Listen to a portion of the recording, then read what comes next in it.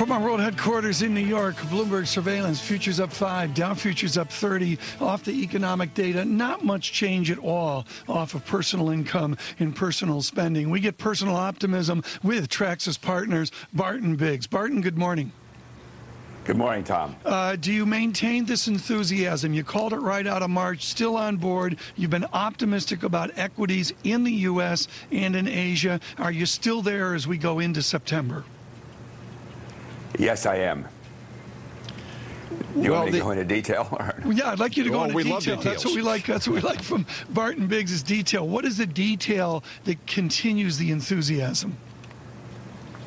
Well, the detail that continues the enthusiasm is that the world economy and the U.S. economy are clearly emerging from this recession, and the pace of acceleration is not totally clear yet, but I suspect it's going to be better than the consensus expects, and it's going to be more of a V. And then the other thing is that the credit markets around the world have improved significantly.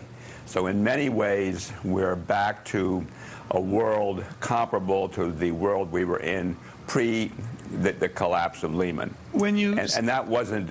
Yeah, I'm sorry, go ahead. No, well, Barton, when you see that, do you characterize this recovery and the surge in equities we've seen is the same as, say, coming out of the 73, 74 recession, or is there something different this time? No, I think it's sort of similar to the 73, 74 recession, and it's similar to the emergence out of the first recession of the Great Depression. In other words, in 1930, 1931. So with the S&P 500 up more than 50% in just a few months here, you're saying there's still plenty left. I'm saying that I think I think the markets are behind the equity markets are behind reality, and they're behind your own financial conditions index, which is back to pre-Lehman levels. And the equity market at that time was around the 1,200 on the S&P. My feeling is that's where it should be going now, and where it goes from there is another question. We'll have to see what the world looks like when it gets there.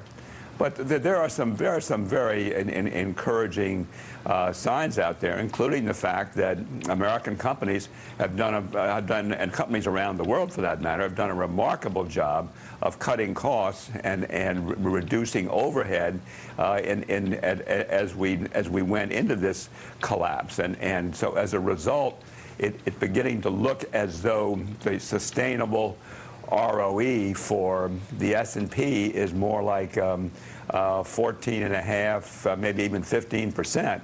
And if that's the case, the S&P should sell at 16, 17 times earnings. So I just have trouble getting really bearish here. Well, so. But look, that doesn't mean I think we're going into a new super secular bull market. I think it'll be a long time before the S&P exceeds the, whatever it was, 1580 that it hit in 2007.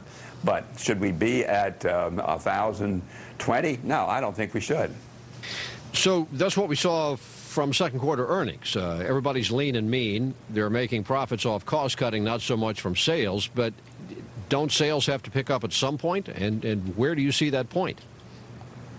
Well, yeah, that's clearly that this thing is not sustainable unless America's retail sales recover and we get back to 3-4%. On an annualized basis in retail sales, and we haven't gotten there yet. So what the market in a way is waiting for is waiting to see confirmation that retail activity is in the U.S., which after all is not China that rules the world and drives the world economy. It's the U.S. and the U.S. consumer, and so what we really want to see is more strength from that U.S. consumer, more spending. And look, and so far the official numbers have been flattish and a little disappointing. But from everything we can tell, from talking to companies and by looking at more sort of the weekly surveys, retail spending, back to school spending in the U.S. is beginning to pick up, and that to a certain extent, the weak numbers in July were an aberration because a number of states moved the traditional back-to-school tax holiday from July to August. With us, Barton Biggs of Traxis Partners. Barton, the last time you were on, you were talking of China. I think Americans look at the Shanghai Index from a distance. Our Michael Patterson out with a story today on how inexpensive Chinese stocks are. Do you agree that they're the great bargain of the world? I don't know if they're the great bargain of the world. I mean, the Shanghai A-shares index is selling at 30 times earnings.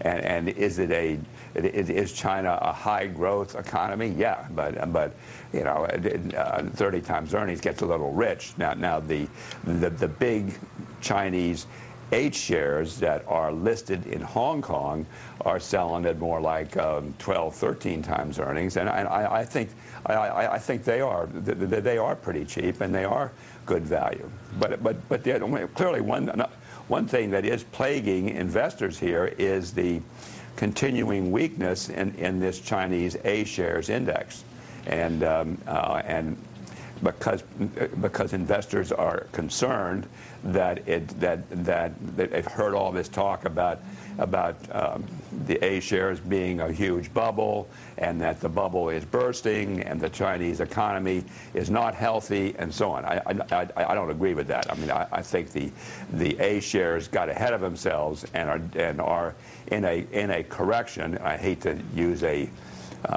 conventional phrase like a healthy correction, because that's really a bunch of baloney. But this does look like a healthy correction to me, rather than the end of a big move. Well, we'll continue with Barton Biggs. Never baloney there. Mr. Biggs will join us here as we move through the half hour. Ken, I know you've got some news just quickly. LIBOR OIS, Barton was talking about spreads narrowing in the credit market. 0.169 on LIBOR OIS. That is remarkable from a year ago. Some of the news you need from around the world this morning. More than 20,000 people lined up in Boston to file past Senator Ted Kennedy's casket. 2 more Americans have died in Iraq. The military says the soldiers died of wounds suffered in a roadside bomb attack in eastern Baghdad. And 2 days before elections, public opinion polls in Japan indicate the Democratic Party of Japan will end the ruling coalition's 50-year grip on power. In sports, Mets win, Yankees lose. Michael Vick comes back to the NFL. We have S&P futures up 3.5 right now, and futures on the Dow up 21. Fair value indicating the S&P up about 0.4%, the Dow up about 0.25% at the opening bell.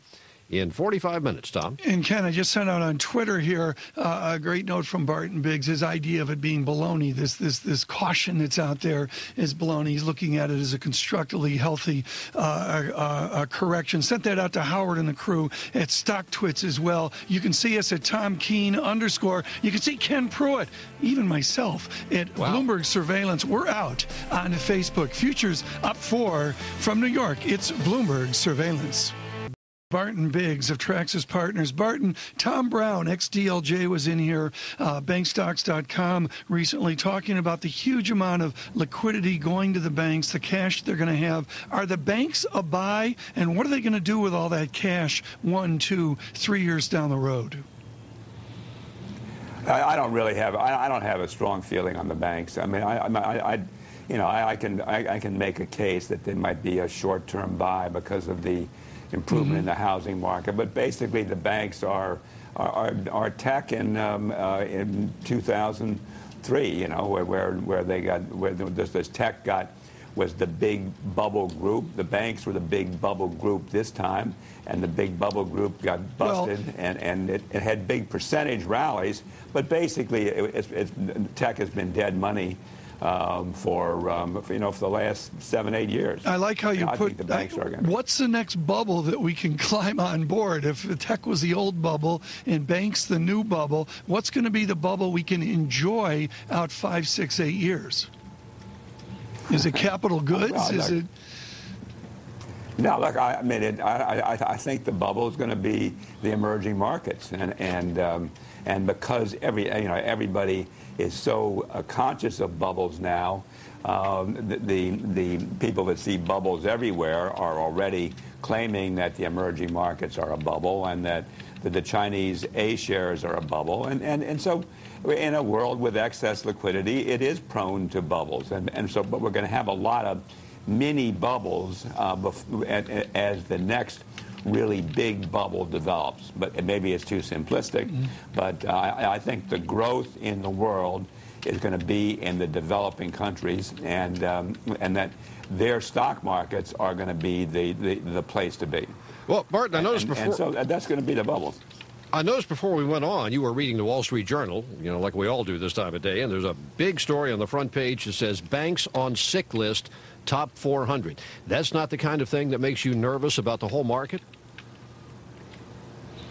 Banks on sick list, top 400? No, because the fact that it's on the front page of the Wall Street Journal tells me that everybody knows it, and that's why bank stocks in general are down tremendously from where they were.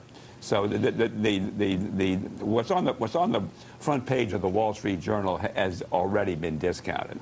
So that's why I say it. But nevertheless, banks are going to have problems, just as tech has had problems for the last 6, 7 years, and it's been very hard, with a few exceptions, to get tech stocks going. I think it's going to be very hard in general to get bank stocks going. Barton Biggs, generous of your time today, and I put out on Twitter here, Barton, this idea of mini bubbles. I think that's a very interesting concept. Instead of the big one, Ken, just a set of things going on because of the information flow. Maybe we don't get that big 3-4 year surge in one idea. Barton Biggs, thank you so much.